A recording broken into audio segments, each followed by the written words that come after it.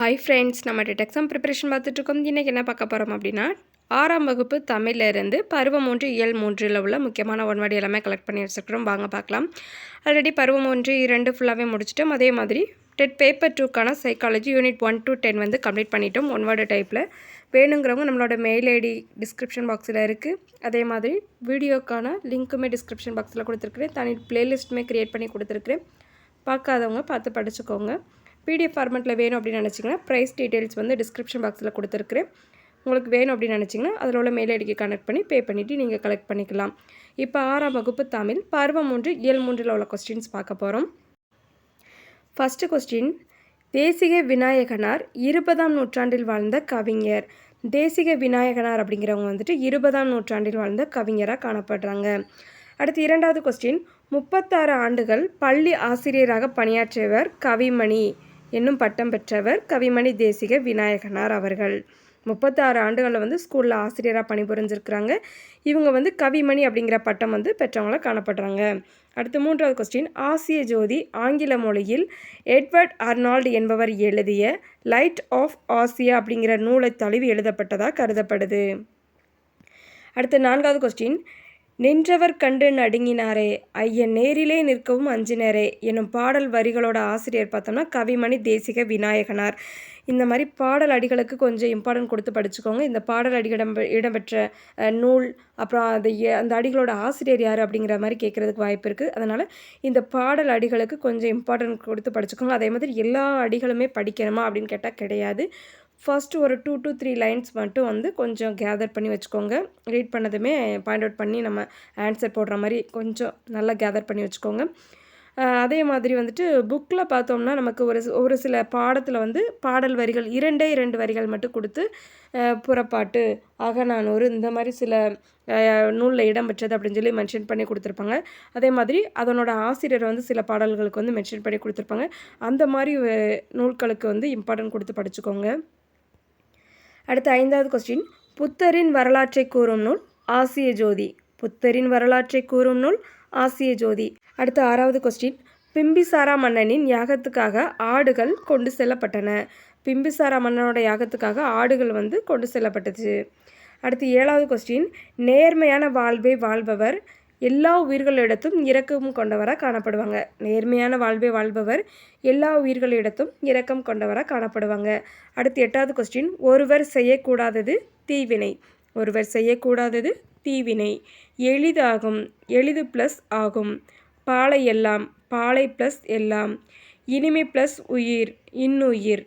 மாலை ப்ளஸ் எலாம், மாலை எலாம்.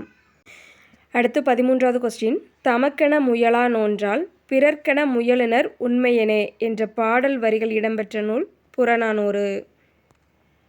அடுத்து 14வது கொஸ்டின், வாடிய பயிரை கண்டபோதெல்லாம் வாடினேன் என்றார் வள்ளலார்.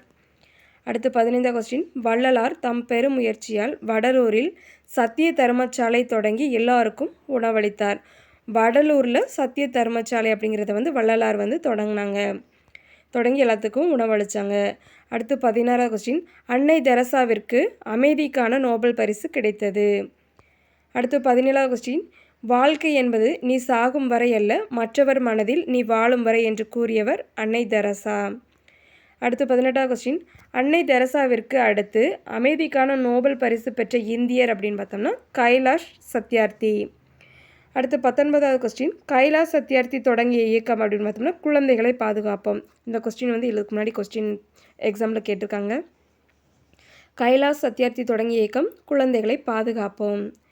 அடுத்து 20வது கொஸ்டின், உலக குழந்தைகள் கல்வி உரிமைக்காக 103 நாடுகளில் 80,000 கிலோமீட்டர் தூரம் வந்து நடைப்பயணம் மேற்கொண்டுள்ளார் கைலாஷ் சத்யார்த்தி அவர்கள் வந்துட்டு. அடுத்து 21வது கொஸ்டின், குழந்தைகளை தொழிலாளர்களாக மாற்றுவது மனிதத்தன்மைக்கு எதிரான குற்றம். உலகத்தை குழந்தைகளின் கண் கொண்டு பாருங்கள், உலகம் அழகானது என்று கூறியவர் Kailash Satyarthi.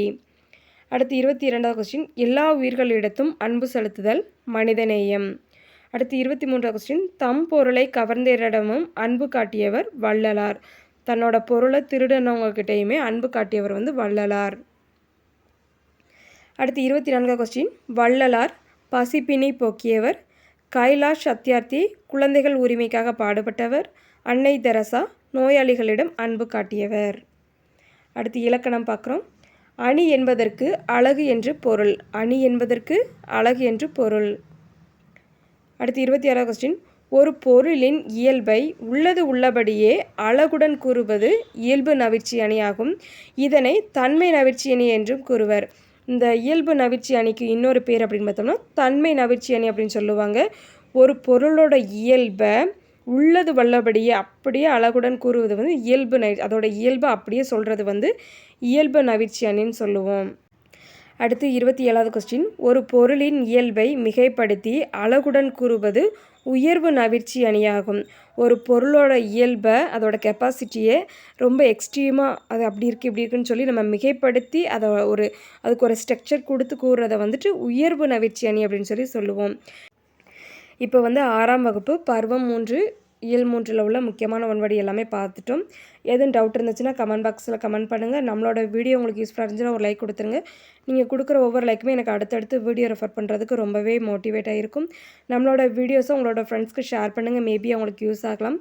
Thank you friends. All the best.